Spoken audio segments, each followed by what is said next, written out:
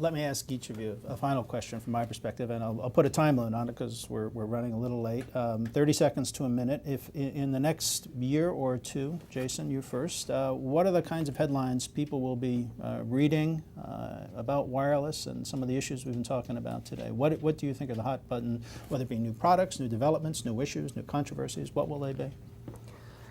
I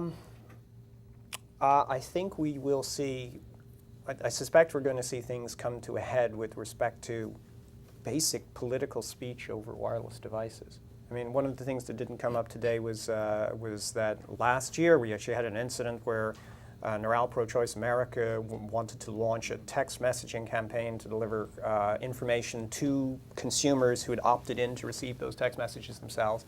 And Verizon said that the content was too controversial, so they weren't going to carry it over their network. The New York Times published the story, and Verizon reversed their position the following day, said it was a mistake, said that it was an old policy, refused to say what the old policy was, refused to say what the new policy was, and reserved the right to do it again.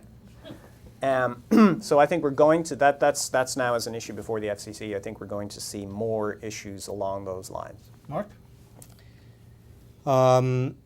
This is sort of one of Donald Rumsfeld's unknowns. So it's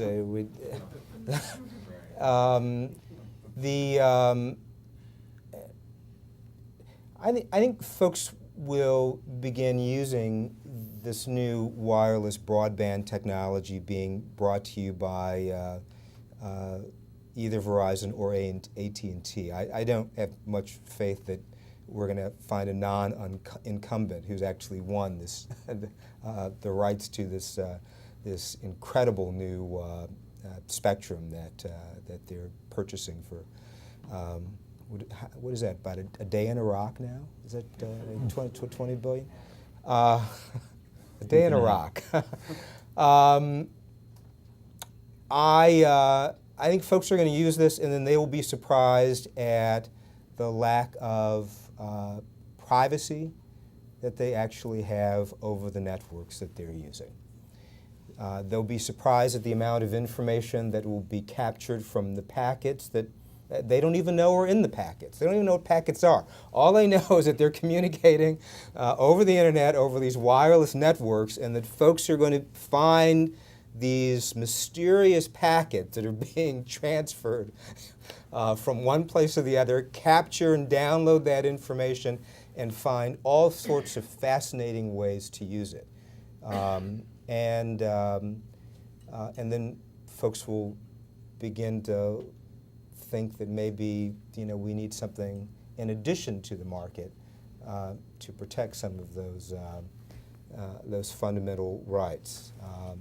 Blair? Number one, the end of the auction, discovering that the incumbents won it all. Number two, the auction for the Sprint 2.5 involving Sprint, Clearwire, Best Buy, DBS, Cable, a bunch of different folks who aren't in the wireless game trying to figure out whether this spectrum should be invested in to create a new, the nation's first 4G network.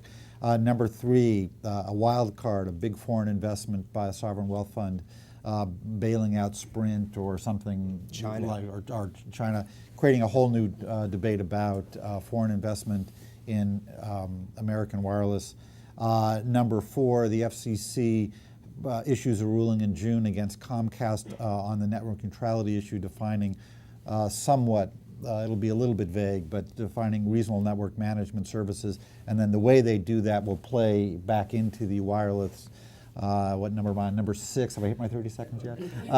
September. You're doing good, though. Go ahead. The first Android product hits, and people start to see the kind of thing that Jason knows extremely well, the reality. Once the reality of what an open network can be, I think it really very much changes the debate, because as Machiavelli once said, the hardest thing is change, because the people who are hurt by change know precisely what their interests are. The people who benefit from change have no real idea.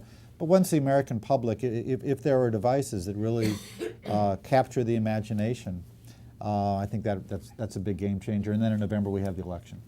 Good note to leave it on. Blair Levin, Mark Lloyd, Jason Devitt, thank you so much for joining us. Thank all of you. Good to see you.